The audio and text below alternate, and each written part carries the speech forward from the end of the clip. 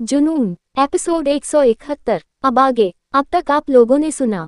नस के बाहर आते ही विजय, मन्नत और प्रेम तीनों ही नस को घेर कर खड़े हो जाते हैं और तीनों के बोलने से पहले ही नस बोलती है, माँ और बच्चा दोनों ही ठीक है और मिस्टर मेहता मुबारक हो बेटा हुआ है। और नस की बात सुनते ही तीनों के चेहरे की परेशानी एकदम से गायब हो जाती है और तीनों के ही चेहरे पर खुशी बिखर जाती है। अब आगे। 1 महीने बाद। रात का वक्त। रात के 9 बजे बज रहे थे और अंशु जोर जोर से रो रहा था और मन्नत अपने कानों में हेडफोन लगाकर सो रही थी। प्रेम अंश को चुप करने की बहुत कोशिश कर रहा था लेकिन अंश चुप नहीं हो रहा था। प्रेम अंश को अपनी गोद में लेकर पूरे कमरे के चक्कर काट रहा था और मन्नत एक आंख खोलकर चोरी चोरी प्रेम को देख रही थी और अंदर ही अंदर मुस्कुरा रही थी। और अब प्रेम को मन्नत पर गुस्सा आने लगता है क्योंकि प्रेम से अंश का रोना देखा नहीं जा रहा था। अंश को रोता हुआ देखकर प्रेम को बहुत बुरा लग रहा था। प्रेम गुस्से में मन्नत के पास जाता है और मन्नत के ब्लैंकेट को हटाकर दूर फेंक देता है। मन्नत अपने कानों से हेडफोन हटती है और प्रेम को अपनी छोटी आंखें घूरकर देखने लगती है। मुझे घूरना बंद करो, अंश को भूख लगी है, उसे दूध पिलाओ। मन्नत अपने चेहरे पर बनावटी मुस्कान लाकर बोलती है, पतिदेव आप भूल गए आपने कल क्या कहा था, मैं आपको याद दिला देता हूँ। और फिर मन्नत प्रेम की एक्टिंग करते हुए बोलती है, वाइफी अब से एक रात अंश का तुम ध्यान रखोगी और एक रात अंश का मैं ध्यान रखूंगा। तो अब रखिए ना आप ध्यान, वैसे तो बड़ा कहते हो आप, तुम मेरे बेटे का ध्यान नहीं रखती, तुम मेरे बेटे पर पूरी तरह से ध्यान नहीं देती हो। प्रेम हल्का गुस्से में बोलता है, मैं अपने बेटे का ध्यान रख सकता हूँ लेकिन मैं अपने बेटे को दूध नहीं पिला सकता। क्यों नहीं पतिदेव, आजकल साइंस ने बहुत तरक्की कर ली है। अरे आजकल तो मर्द औरत बन जाता है तो दूध भी पिला सकता है। जस्ट शट अप वाइफी, अपनी बकवास बंद करो और दूध पिलाओ अंश को। मन्नत गुस्से में गल फूलते हुए बोलती है, दूध पिए अंश को, अभी 1 घंटा नहीं हुआ, अंश दूध की वजह से नहीं रो रहा। प्रेम सवालिया नजरों से मन्नत को देखने लगता है तो मन्नत अंश को प्रेम की गोद से ले लेती है और प्यार से अंश के गाल पर किस करके अंश को बेड पर लेटी है और फिर उसका डायपर चेंज कर देती है। और फिर अंश चुप हो जाता है और खिलखिलाकर अपने मसूड़े को दिखाने लगता है क्योंकि दांत तो अभी उसके आए नहीं। और अब मन्नत को प्रेम पर हंसी आ रही थी और मन्नत बहुत ही मुश्किल से अपनी हंसी को कंट्रोल कर रही थी और प्रेम मन्नत को हंसते हुए गुस्से से देख रहा था। प्रेम मन्नत का हाथ पकड़कर खड़ा करता है और मन्नत के हाथों पीछे मोड़ते हुए मन्नत को खुद से चिपक लेता है। बहुत हंसी आ रही है वाइफी, हाँ ज्यादा खुश होने की जरूरत नहीं है, तुम्हारे पास भी सिर्फ 2 हफ्ते हैं। डॉक्टर के अकॉर्डिंग 2 हफ्ते बाद तुम बिल्कुल ठीक हो जाओगी और उसके बाद इतने महीने की जो तड़प है ना मेरे अंदर सारी मिटाऊंगा और ऐसे मिटाऊंगा कि तुम दर्द से तड़पती रहोगी मेरे नीचे, और तब देखूंगा कि तुम्हें कितनी हंसी आती है मुझ पर। इतना बोलकर प्रेम मन्नत को छोड़ देता है और मन्नत के चेहरे की हंसी एकदम से गायब हो जाती है क्योंकि मन्नत जानती थी कि प्रेम बहुत ही बेसब्री से उसके ठीक होने का इंतजार कर रहा है। उसके बाद प्रेम न जाने कितनी रातों तक उसे चैन से सोने नहीं देगा। प्रेम बिस्तर पर लेट जाता है और अंश को अपने सीने पर लिटा लेता है और अंश भी बड़े आराम से अपने पापा के सीने पर सो जाता है। मन्नत खड़े खड़े प्रेम को ही देख रही थी। प्रेम ने अपनी आंखें बंद कर रखी थी और प्रेम आंखें बंद कर ही बोलता है, सो जाओ वाइफी, कल बहुत काम है, कल रात अंश और वंश दोनों की 1 मंथ एनिवर्सरी की पार्टी है। मन्नत को भी याद आता है कि कल वंश और अंश दोनों की ही 1 मंथ कंप्लीट हो जाएंगे और कल सुबह से ही पार्टी की सारी तैयारी करनी है। वंश विजय और नैना के बेटे का नाम है। मन्नत भी बिस्तर पर लेट जाती है और प्रेम की तरफ अपनी पीठ करके सोने लगती है। प्रेम आंखें खोलकर मन्नत की तरफ देखा है तो मन्नत की पीठ प्रेम को दिखाई दे रही थी। प्रेम की आंखें छोटी हो जाते हैं। प्रेम मन्नत की कमर में हाथ डालता है और उसे अपनी तरफ खींच लेता है और मन्नत भी एक झटके से प्रेम के सीने से जा लगती है और फिर मन्नत प्रेम को कुछ नहीं बोलती, बस प्रेम की बाहों में ही सो जाती है। अगली सुबह नैना और मन्नत दोनों ही किचन में ब्रेकफास्ट तैयार कर रही थी और विजय और प्रेम दोनों ही अपने ऑफिस के लिए तैयार हो रहे थे। ब्रेकफास्ट तैयार होने के बाद नैना और मन्नत दोनों ही ब्रेकफास्ट को डाइनिंग टेबल पर लगने लगते हैं और तभी दोनों को आवाज आती है, वाइफी वाइफी, जान जान। नैना और मन्नत दोनों ही एक दूसरे को देखती हैं और फिर अफसोस में अपनी गर्दन ना में हिलाते हुए बोलती हैं। दोनों के दोनों इतना बड़ा अंपार चलते हैं लेकिन घर में सामने रखी हुई चीज भी इन्हें दिखाई नहीं देती।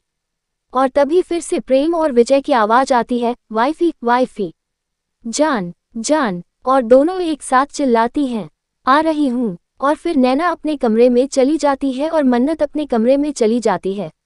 मन्नत कमरे में जाती है तो देखी है कि प्रेम सारे ड्रॉर को खोलकर कुछ ढूंढ रहा था। मन्नत प्रेम को देखकर बोलती है, क्या हुआ, क्या ढूंढ रहे हैं आप? प्रेम मन्नत को देखकर बोलता है, वाइफी रात में ना तो तुमने मेरा फ़ोन चार्ज किया और ना ही तुमने मेरा लैपटॉप चार्ज किया, और अब मुझे ना तो लैपटॉप का चार्जर मिल रहा है और ना ही फ़ोन का चार्जर मिल रहा है।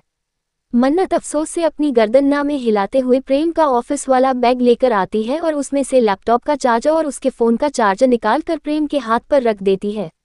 दूसरी तरफ विजय का कमरा। नैना कमरे में जाती है तो देखी है विजय ने सारी अलमारी के कपड़े लगभग बाहर निकाल कर फेंक दिए थे।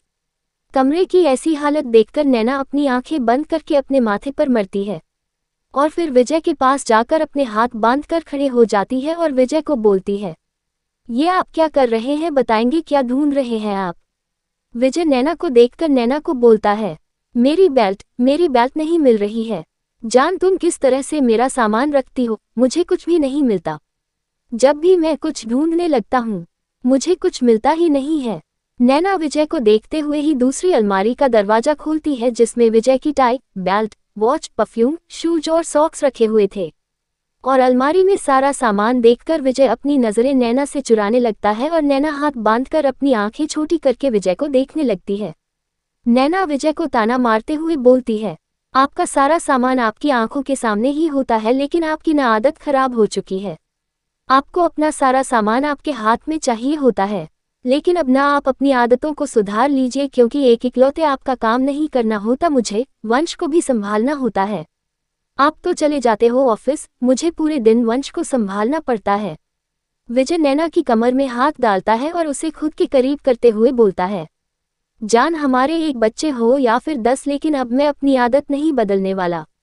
तुम्हें हमेशा ही मेरा हर काम करना होगा, मेरे हर सामान को मेरे हाथ में देना होगा और मेरे हर सामान को संभाल कर रखना भी होगा, मेरे लिए रोज खाना भी बनाना होगा।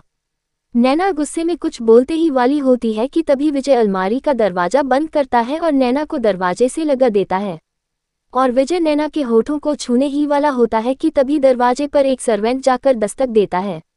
विजय गुस्से में आंखें बंद कर लेता है और फिर गुस्से में बोलता है, क्या है? विजय की आवाज़ सुनकर सर्वेंट थोड़ा डर जाता है और डरते हुए बोलता है, सर काशी से आपके माता पिता आए हैं। सर्वेंट की बात सुनकर नैना के चेहरे पर एक बड़ी सी मुस्कान आ जाती है और नैना विजय से अलग होते हुए एकदम से कमरे से बाहर भागती है। और नैना को ऐसे भागता हुआ देखकर विजय खुद से बोलता है, कमल है, माँ पापा मेरे आए हैं और ये ऐसे भाग रही है जैसे मेरे नहीं इसके माँ पापा आए हैं। माँ पापा ने भी इससे ज्यादा ही सर पर चढ़ा लिया है। एपिसोड 172। अब आगे। रेखा जी और रघुवीर जी को मिलकर नैना बहुत खुश होती है। नैना एकदम से भागकर रेखा जी के गले लग जाती है और फिर रघुवीर जी के भी गले लग जाती है। दोनों ही बड़े ही प्यार से नैना के सर पर हाथ रखते हैं। पीछे से विजय भी आता है और फिर रेखा जी और रघुवीर जी के पास आकर उनके पैरों को छूते हुए उन्हें प्रणाम करता है। दूसरी तरफ प्रेम का कमरा। प्रेम अपने फ़ोन को मन्नत को देते हुए बोलता है, चार्ज पर लगा दो। मन्नत प्रेम के फ़ोन को हल्का गुस्से में लेती है और फिर उसे चार्ज पर लगा देती है और फिर मन्नत प्रेम के लैपटॉप को भी चार्ज पर लगा देती है और प्रेम अंश के पास लेट जाता है। अंश अभी भी सो रहा था। प्रेम प्यार से अंश को जागते हुए बोलता है, डॉट हे लिटिल चैम्प वेक अप। सुबह हो गई है और सुबह में जल्दी उठना चाहिए। अंश कशमसाते हुए अपना मुंह दूसरी तरफ फेर लेता है। प्रेम अंश को फिर से उठाते हुए बोलता है, अंश उठ जाओ, तुम्हें नहाना भी है और मुझे ऑफिस भी जाना है। और अब अंश को जैसे नींद में ही गुस्सा आने लगता है। अंश अपनी आंखें खोलता है और मुंह बना लेता है और फिर थोड़ी ही देर में अंश गला फाड़ फाड़ कर रोने लगता है। प्रेम जल्दी से अंश को अपनी गोद में उठाते हुए बोलता है, तुम्हारा रोज का ड्रामा है, जब भी तुम्हें सुबह उठाया जाता है ऐसे ही गला फाड़ फाड़ कर रोने लगते हो। और मन्नत को प्रेम और अंश को देखकर हंसी आ रही थी। प्रेम अंश को वॉशरूम में ले जाता है। थोड़ी देर बाद प्रेम अंश को एक सफ़ेद सॉफ्ट टॉवल में लपेटकर अपनी गोद में लिए बाहर आता है। सुबह में मन्नत ब्रेकफास्ट बनती थी और प्रेम का काम किया करते थे और प्रेम अंश का सारा काम खुद करता था, जैसे सुबह में अंश को सुसु पॉटी करना। और प्रेम ऑफिस जाने से पहले अंश को अच्छी तरह से नहलाकर उसे कपड़े पहनकर पूरी तरह से तैयार करके जाता था। प्रेम अंश को बहुत प्यार करता था, इसीलिए जब भी प्रेम अंश के पास होता था तो अंश के सारे काम खुद ही करता था। इसीलिए अंश को भी सबसे ज्यादा प्रेम से ही लगाव था। जब अंश प्रेम के साथ होता था तो उसे मन्नत की बिल्कुल याद नहीं आती थी। बस अंश को जब उसे भूख लगती थी तभी अपनी माँ की याद आती थी। और जब प्रेम ऑफिस चला जाता था तो प्रेम को याद करके अंश ना जाने दिन में कितनी बार रोता था। अंश को सबसे ज्यादा आदत प्रेम की लग चुकी थी। अंश को अच्छे से कपड़े पहनकर और थोड़ी ही देर बाद प्रेम ऑफिस चला जाता है।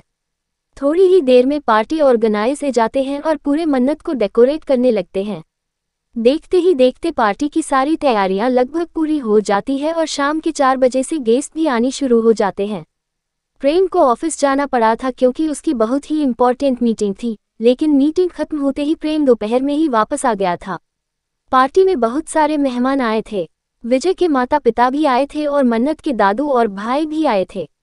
सभी लोग बहुत खुश थे, लेकिन कहते हैं ना, जब जरूरत से ज्यादा जिंदगी में खुशियां मिलने लगे तो समझ लीजिए कि आगे नई चुनौती हमारा इंतजार कर रही है।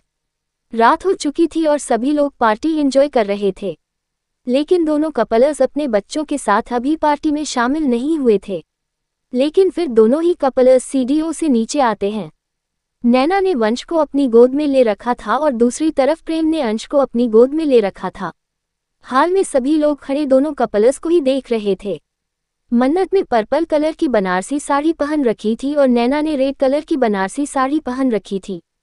प्रेम ने पर्पल कलर का 3-पीस सूट पहना हुआ था और विजय ने ब्लैक कलर का 3-पीस सूट पहन रखा था।